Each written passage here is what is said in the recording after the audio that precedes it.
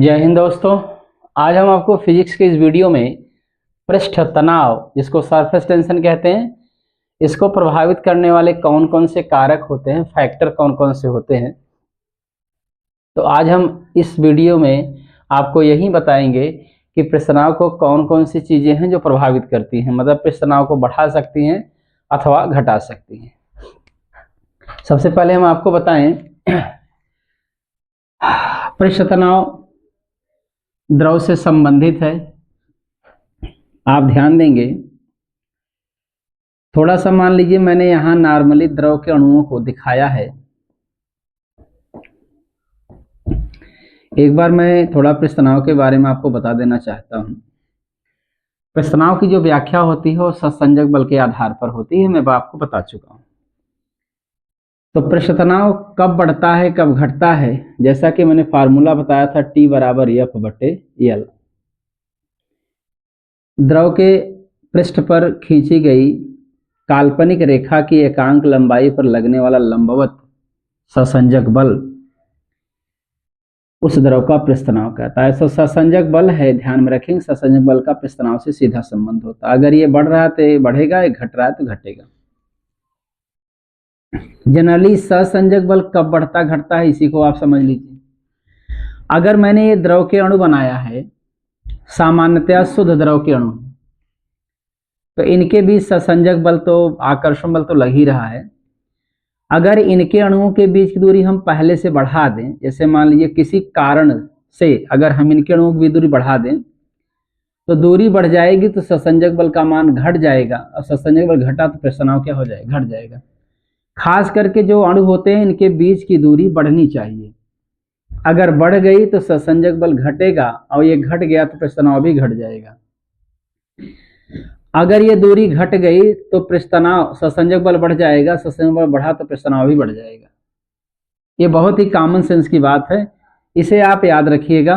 अगर द्रव के अणुओं के बीच की दूरी सामान्य है तो सहसंजक बल इनके बीच लगेगा, कुछ न कुछ पक्का है। क्लियर? अगर ये दूरी और कम हो गई तो इनके बीच सहसंजक बल का मान बढ़ जाएगा।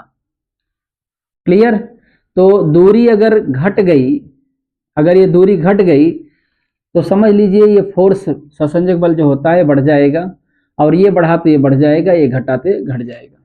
अब ये दूरी बढ़ रही है घट रही है, आप ध्यान देंगे इसको। तो चलिए सबसे पहले हम विलेयता के आधार पर बताते हैं कि कौन सा पदार्थ है जो कि पृष्ठ तनाव को घुलने या न घुलने पर बढ़ाता घटाता है। चलिए दिखाते हैं। जैसे मैंने पानी लिया है, ये पानी के सपोज अणु हैं, नॉर्मल शुद्ध पानी के अणु हैं। इनके बीच की दूरी नॉर्मली ये है। अगर आपने किसी ऐसे पदार्थ को इसमें डाल दिया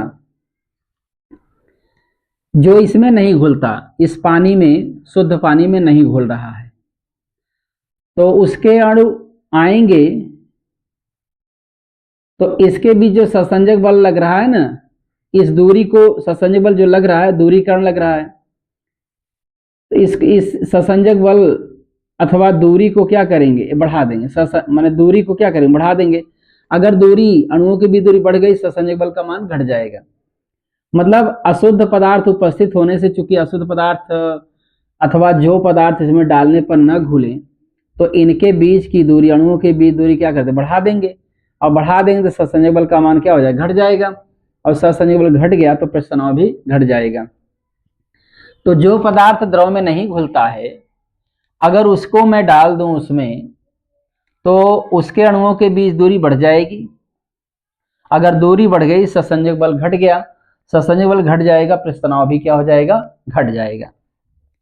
तो आप कॉमन रूप में समझ लीजिए कि जब कोई पदार्थ किसी द्रव में डाल दिया जाए, अगर नहीं घुलता है तो वह पृष्ठ तनाव को क्या कर देगा, कम कर देगा। पृष्ठ तनाव को क्या कर देगा, कम कर देगा। अगर घुल गया ना, तो उसके अणुओं के बीच की दूरी में जो होती है और कम हो जाती है, मतलब पृष्ठ तनाव क्या होता है, एक तरीके समझो बढ़ जाएगा। फिर से सुन लीजिए, अगर कोई पदार्थ द्रव में डालने पर घुल जाता है तो पृष्ठ तनाव द्रव का बढ़ जाएगा, और नहीं घुलता है तो पृष्ठ तनाव क्या हो जाएगा, घट जाएगा। न घुलने वाली चीजें जैसे मिट्टी हो गई, तेल हो गया, साबुन हो गया, ये चीजें अगर पानी में डाल देंगे तो ये पानी में घुलते नहीं हैं।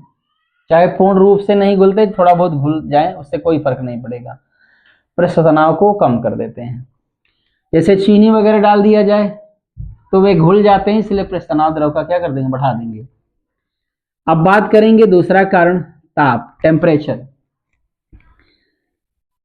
ध्यान से सुनेंगे, आपको समझ में आ जाएगा। ये मान लीजिए द्रव का अणु मैंने बनाया है और इसमें चीनी डाली गई है, घुल गया है पूर्ण रूप से, और इसका हमने सिरा बना लिया है। क्या बना लिया है, सिरा। इस सिरे को महसूस करेंगे एक बार गर्मी के मौसम में, एक बार ठंडी के मौसम में। क्लियर? अगर ठंडी के मौसम में देखें इस सिरे का हाल, तो ये काफी गाढ़ा हो जाएगा। क्या हो जाएगा, गाढ़ा हो जाएगा। अगर गाढ़ा हो गया तो आप समझिए कि पृष्ठ तनाव कैसे बढ़ता है, घटता है। ठंडी के मौसम में, गर्मी के मौसम में, बार बार दोनों मौसमों की बात करेंगे। मान लीजिए ठंडी का मौसम है, ठंडी का मौसम मैंने यहां लिख दिया है। ठंडी के मौसम में सिरे की बात कर रहे हैं। महसूस करिए, अगर हम इस तरीके से हाथ डाल के इसे फाड़ देते हैं तो ये 2 लाइनें बनेंगी। इसके अंदर कितनी लाइन बनेगी, 2 लाइन बनेगी। अब आप बताइए, ये दोनों लाइन जल्दी मिलेंगे या देर से? गाढ़ा है तो बड़े धीरे धीरे मिलेंगे। इसका मतलब इधर द्रव के अणु इस पर स्थित द्रव के अणुओं को अपनी ओर क्या कर रहे हैं, खींच रहे हैं। इस लाइन पर स्थित द्रव के अणुओं को इधर वाले और इधर वाले, ऊपर वाले ऊपर तरफ, नीचे वाले नीचे की तरफ खींच रहे हैं। ये समझिएगा। इनको इस लाइन को मिलने में, मतलब कुल मिलाकर के द्रव के ये अणु जो ऊपर और नीचे हैं, इस लाइन पर स्थित द्रव के अणुओं पर आकर्षण बल लगाएंगे, सहसंजक बल लगाएंगे। इधर वाले भी सहसंजक बल लगा के ऊपर खींचेंगे, इधर वाले नीचे खींचेंगे। इस लाइन पर स्थित द्रव के जितने अणु हैं, इन अणुओं को नीचे वाली लाइन पर स्थित अणुओं को नीचे वाले अणु खींचे रहेंगे और ऊपर वाली लाइन पर स्थित द्रव के अणुओं को ऊपर वाले अणु खींचे रहेंगे। और गर्मी के मौसम में समझ लीजिए, वही सिरा है लेकिन आप समझ रहे हैं पतला हो जाता है, टेम्परेचर बढ़ जाता है। ये टेम्परेचर घटा हुआ है, ध्यान में रखना है। ठंडी के मौसम टेम्परेचर घट जाता है सिरे का, और गर्मी के मौसम टेम्परेचर बढ़ जाता है। तो वही हाल यहाँ भी फिर किए हैं हम। ऐसे अंगुली डाल करके द्रव को फाड़े हैं, सिरा को फाड़ दिए हैं। इधर द्रव के अणु हैं,